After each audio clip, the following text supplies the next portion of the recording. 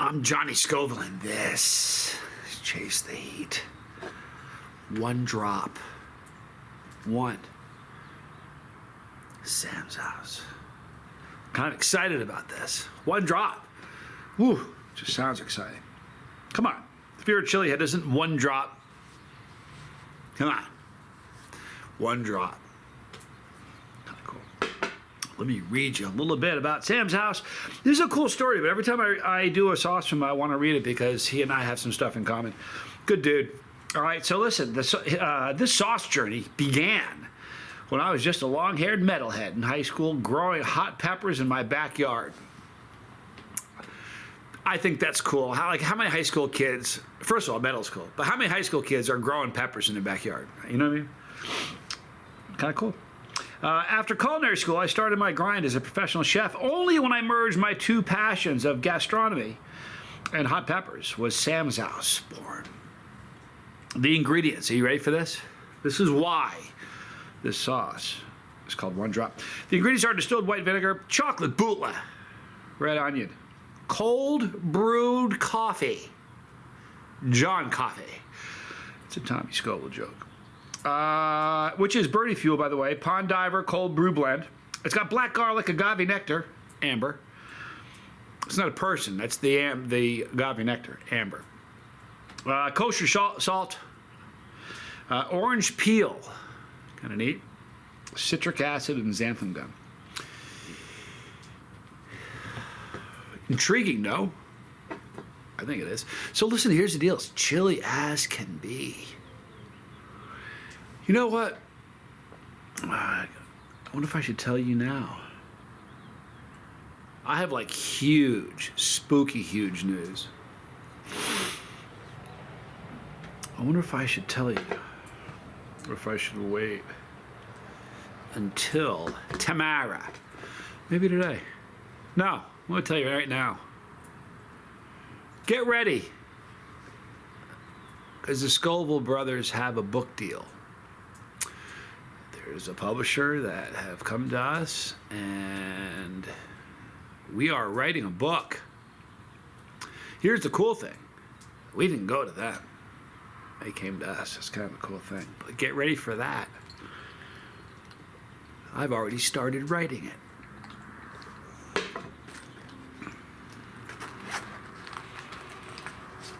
And just for fun, see, I've written 3 books, 14 screenplays. So this is in my wheelhouse. So the minute the book is done, within a week I'll have it, a screenplay made of it. Because that's what I do. It's gonna be a fun story. Man, you know what? Here's the problem with me. I'm a weirdo when it comes to, see, this is a little piece of that I can get the top off, but that is gonna drive me crazy. There we go. This little thing was gonna drive me nuts if I couldn't get it around that. It was right there. And if that stayed like that, that would have driven me.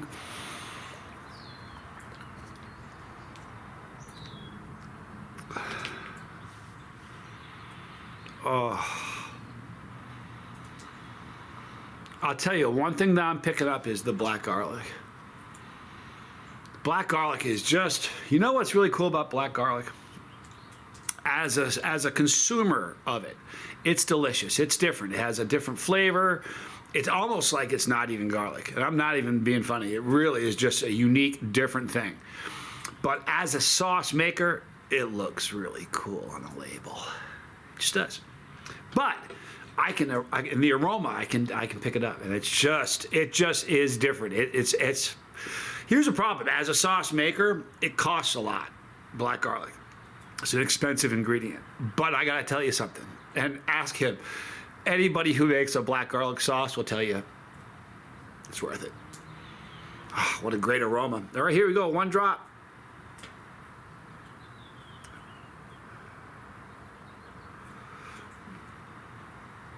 Now you know I'm greedy. You know that wouldn't work. Come on, come on. We'll do it live. Reference anybody? All right, so from Sam's house, one drop. Johnny Scoville. and this is Chase the Heat.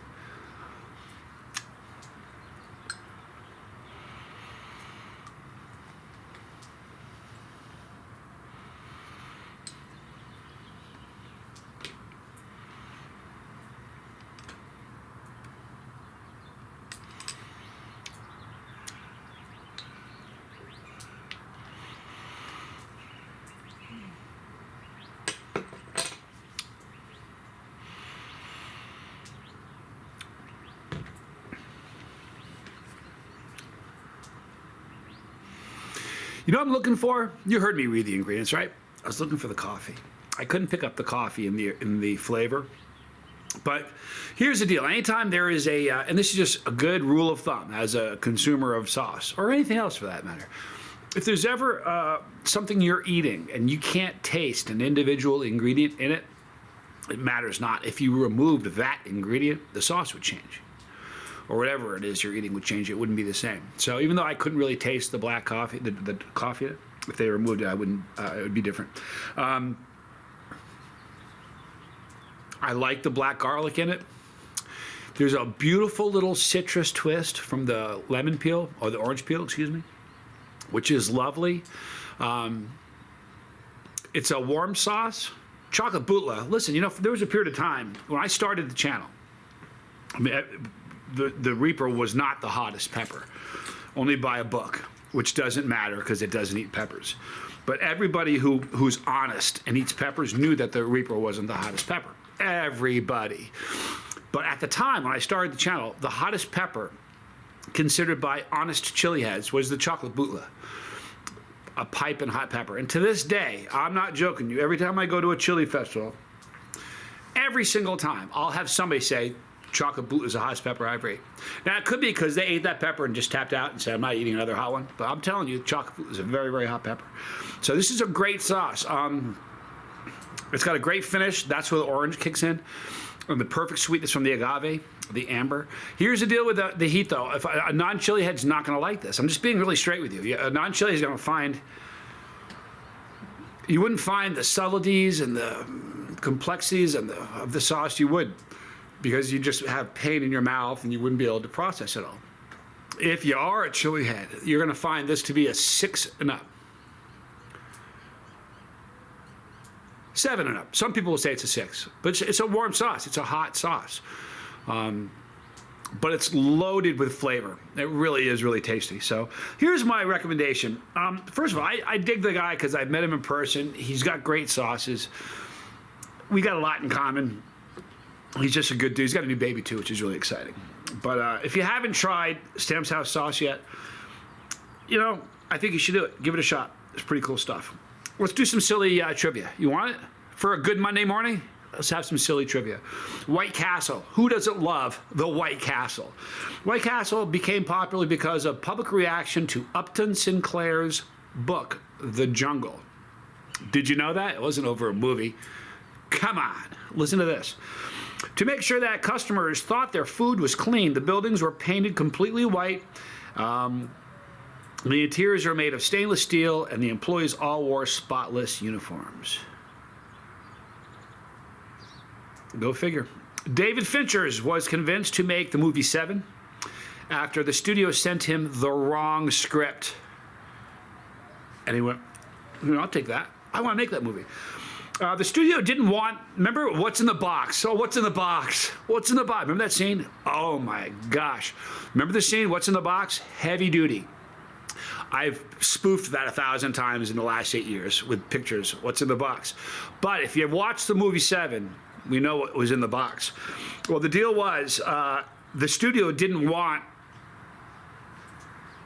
in the box.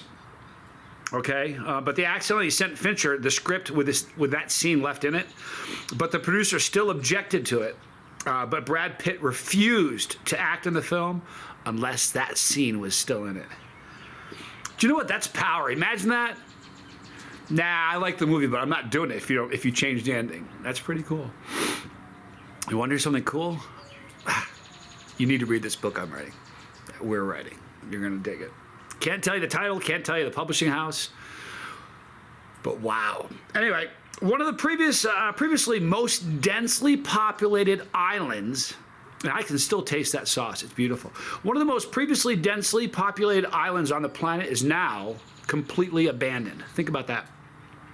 Gunkanjima, Japan was at one point packed with an average of 1.4 residents per square meter of space. Do you realize what that means? Think about a square meter. 1.4 people per square meter. If you had 1.4 people in 20 square feet, you're packed. But 1.4 people per square meter of space. Google sent a single employee to map out the island with a camera on their back. That was it. Holy moly. Illinois has the largest pyramid north of Mesoamerica. Do you guys know that? Isn't that a shocker? Who knew that? Come on, no, you didn't know that. Illinois. Do you say Illinois? Isn't it weird when people say that? Illinois, the largest pyramid north of Mesoamerica. Monk's Mound, it's called, is 1,000 feet long. It is 700 feet wide and 100 feet tall. Its footprint is comparable to the size of the Great Pyramid of Giza. You didn't know that. I didn't know that. This is a good one also. The first man-made object to reach the stratosphere was fired from a giant gun. Now, the stratosphere, listen, the Paris gun was used by Germans in World War I to bombard Paris from 80 miles away. They fired a meter-long shell. So the shell is that long. They fired the meter-long shell. The curvature of the Earth had to be considered when calculating where it would land. From a gun. And I think this is the last one I'm going to read, maybe? Yeah.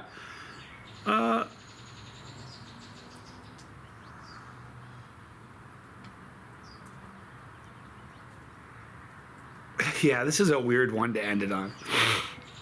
A West African president was assassinated in 1987 by his former bandmate. You heard me, bandmate.